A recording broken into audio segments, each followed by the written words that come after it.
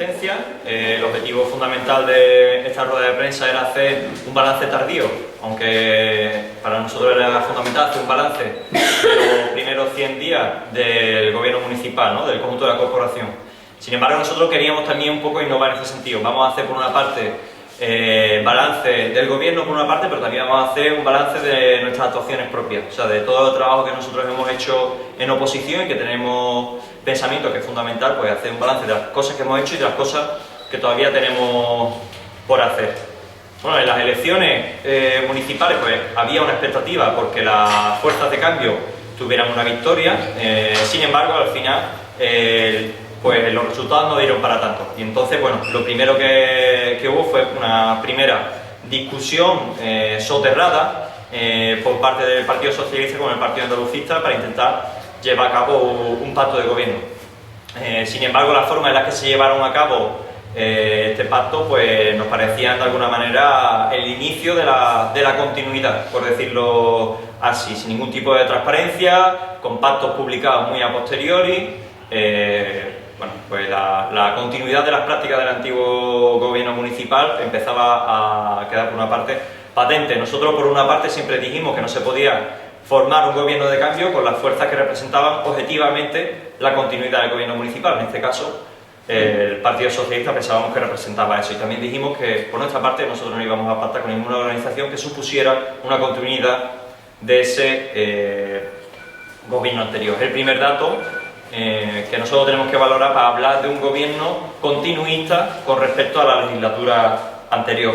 El primer elemento que puso en marcha esta formación, este gobierno recién formado, fue la cuestión de las retribuciones.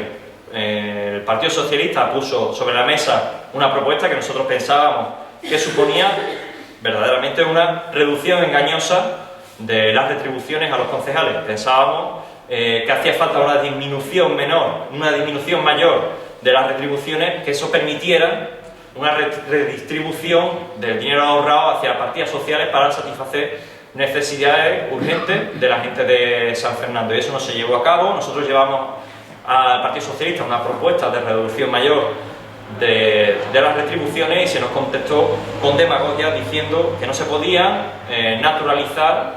normalizar la precariedad dentro del ayuntamiento, cuando lo que había sobre la mesa eran retribuciones de 4.100 euros para la alcaldesa y más de 3.300 para el conjunto de los concejales de gobierno. Evidentemente, lo que se nos contestaba era con alusiva a la necesidad que este ayuntamiento tenía de ahorro para redistribución hacia otras partidas que eran socialmente necesarias. Yo creo que eso es otro elemento a valorar para hablar de una continuidad con respecto a la legislatura anterior.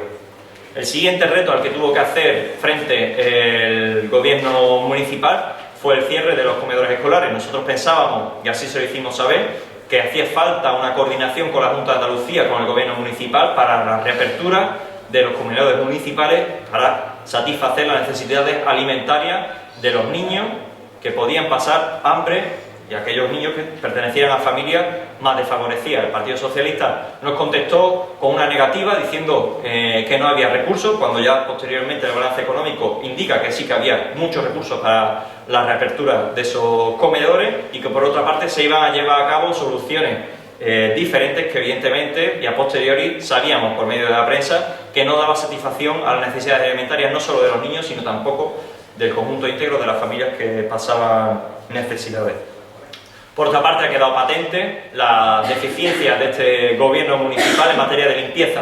El centro está medianamente limpio, sin embargo, la periferia que suponen los barrios trabajadores de la gente de San Fernando, por una parte están bastante sucios y por otra parte hace falta un desbroce urgente de estos barrios, sobre todo la zona de la Casería, que ha sido ya afectada por varios incendios y que el gobierno no termina de ponerse a las manos para la resolución de los problemas específicos que tiene este barrio. Es una cuestión urgente que el gobierno se tiene que poner las manos a ello. No hablamos de cosas que haya pasado hace meses, hablamos de un incendio que hubo la semana pasada y que evidentemente las denuncias que ha hecho la Asociación del Pino siguen teniendo plena vigencia.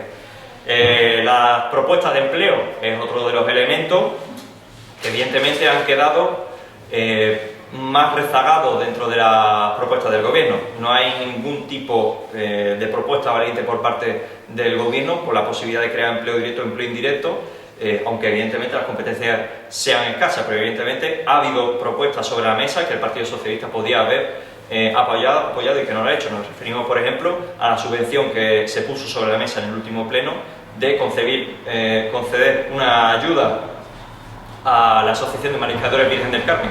Esta propuesta sale adelante a pesar de la oposición del Partido Socialista y no con su apoyo. Esto es importante entenderlo porque así el Partido Socialista se retrata como una organización que no tiene como una de sus prioridades la creación de empleo. Pensamos que eso es uno de los elementos que explica que en septiembre la cifra de paro en San Fernando haya subido a 236 personas más, y que evidentemente esto se refuerza en las cifras de paro que superaban las 13.000 en San Fernando.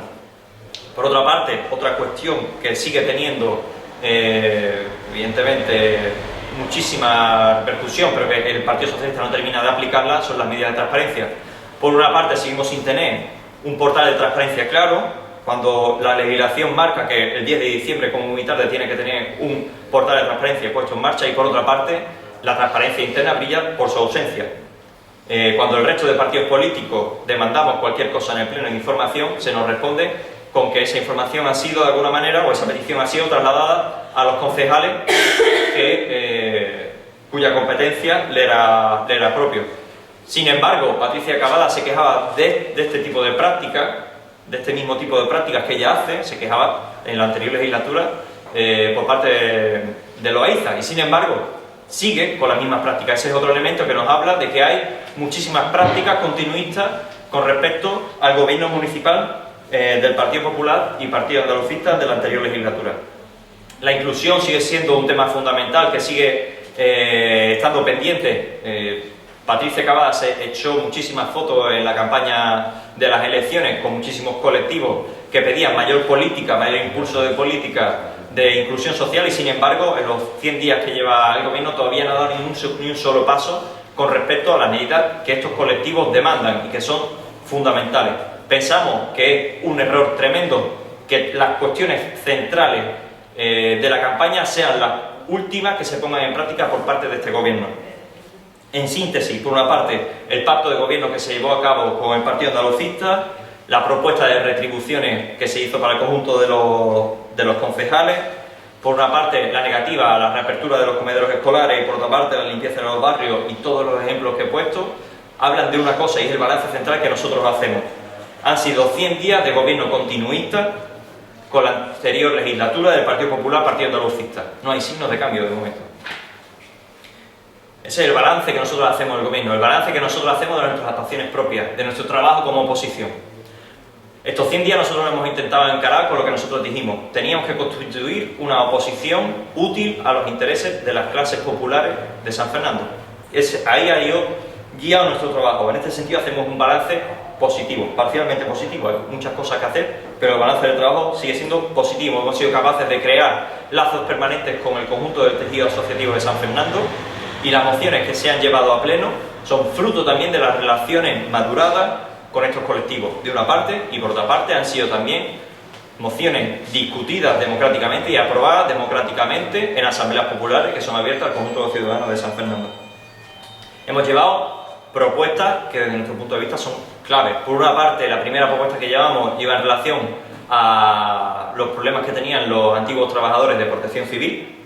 Eran trabajadores voluntarios ligados al ayuntamiento que habían sido por una parte estafados y que habían sido imputados sin tener ningún tipo de respaldo de la corporación municipal, tampoco de los partidos locales, excepto del nuestro. Nosotros nos sentamos con ellos y pensamos que era fundamental poner contra la espada en la pared al ayuntamiento para que esa moción saliera adelante. Fuimos capaces de conseguirlo organizándonos con los trabajadores de protección civil, y hoy hemos dado un paso en ese sentido, aunque el ayuntamiento tiene mucho que hacer en este sentido. La cuestión segunda que nosotros pusimos sobre la mesa a nivel de propuestas fue las mociones sobre LGTB y sobre el problema de los refugiados.